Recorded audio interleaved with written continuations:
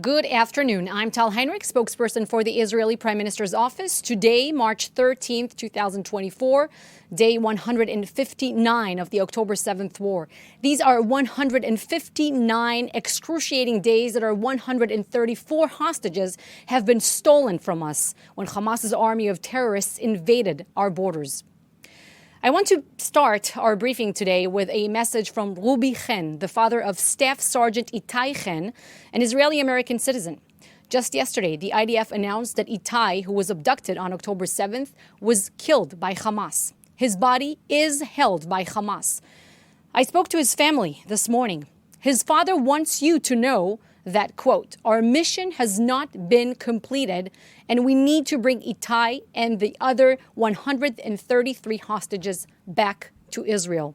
We hug Itai's family and the families of all fallen soldiers and victims of Hamas's barbaric attack. Now, an important update from COGET, which coordinates and facilitates humanitarian aid entering Gaza.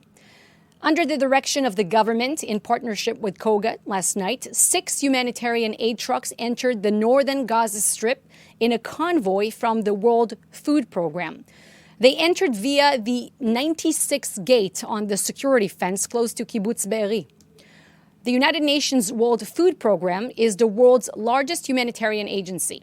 This was a pilot to prevent Hamas from taking over the aid, as they often do. Israeli security checked the trucks at the Kerem Shalom crossing. The pilot's results will be presented to the government.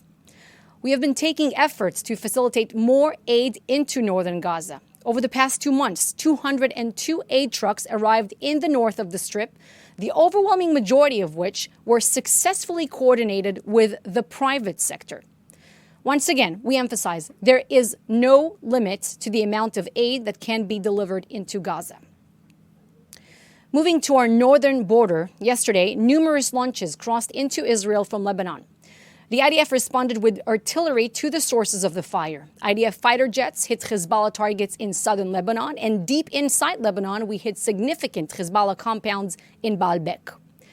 In Syria, the IDF hit 2 Hezbollah military installations. These strikes, as ever, were based on precise incriminating intelligence. Now, to be clear, and for the avoidance of doubt, we hold the Syrian regime responsible for all terror emanating from its territory. In the last 5 months, the IDF has struck 4,500 targets in Lebanon. More than 300 terrorists are no more. We remind you that we have more than 60,000 Israeli residents displaced from the north following Hezbollah's aggressions. We will restore security for them and bring them home. And just released for publication, I can confirm that the IDF eliminated a significant Hamas terrorist in Lebanon, Hadi Ali Mustafa, advanced terror attacks against Israeli and Jewish targets around the world. He operated under the direction of Samir Fendi, one of Saleh el-Arouri's associates who was killed together with him.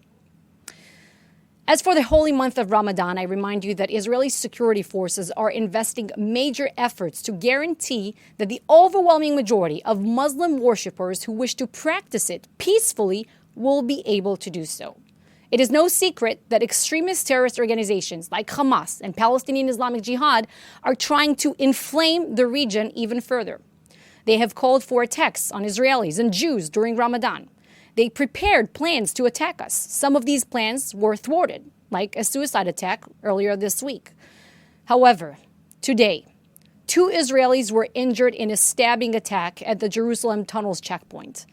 An IDF soldier and security guard neutralized the terrorist. The assailant has been identified as Muhammad Abu Hamed, 15-year-old, from the adjacent Palestinian village of El Khadel. In another incident that took place last night, border police officers neutralized 5 terrorists who endangered the lives of drivers on the outskirts of Jerusalem. They threw Molotov cocktails toward the road at a moving vehicle. The terrorists were apprehended. And also last night, we saw violent disturbances in the Shoafat neighborhood in East Jerusalem, which endangered the lives of both security forces and civilians. Rioters used explosives, Molotov cocktails, fireworks, and threw stones. And that brings us to the end of today's briefing. I will now address your questions in the chat. Thank you, Tal. First question First question from David Clement at the News Forum. The EU's foreign policy chief, Joseph Borrell, accused Israel of using starvation as a war aim and compared it to Russia's conduct in Ukraine. Does the Prime Minister's office have a response to his comments? It's a false, outrageous accusation. It's an outrageous comparison. I just said in the briefing that, and we've been saying it for months, that there is no restriction on the amount of food and water that are allowed to be delivered into the Gaza Strip. Full stop. So, and we've been seeing that over the course of the past 5 months, Israel had facilitated the entry of more than 300,000 tons of food and water and medical supplies into the Gaza Strip. I think we're talking about more than 16,000 trucks. Again, there's simply no limit. And we try to better the mechanism of aid distribution across the Gaza Strip. Remember, Israel's mission in what pertains to the humanitarian aid to the Palestinian civilians is one. We inspect the trucks coming in, and we have excess capacity to inspect those trucks coming in. Whenever there's a backlog of humanitarian aid waiting to be distributed, it's on the Gazan side of the border. And we saw that by relying on certain UN bodies, so to say, the mechanism hasn't been functioning, hasn't been working as it should, because they were reliant on Hamas. And by the way, even the United Nations itself, a body called OCHA, which is the Office for Coordination of Humanitarian Affairs to Palestinians, had admitted in its own report that Israel has been taking efforts to increase the aid, and that last month there was an increase of a scale up of 48% of the humanitarian aid able to enter the Gaza Strip. So even the United Nations, by the way, itself says that Israel has been taking such efforts. But the absurdity of their report, I should say, is that they say that the distribution is problematic because of a diminished police presence in Gaza. But whose police? What was the police? That was Hamas. That is admitting by their words that they were reliant on Hamas distribution. So this is why we've taken creative new solutions to address this issue with international partners, with the United States and other international partners. And we've seen these air-dropped operations of humanitarian aid also reaching northern Gaza and other parts of Gaza. We're talking about there's this effort underway, the maritime effort, the pier in which we're coordinating with the United States.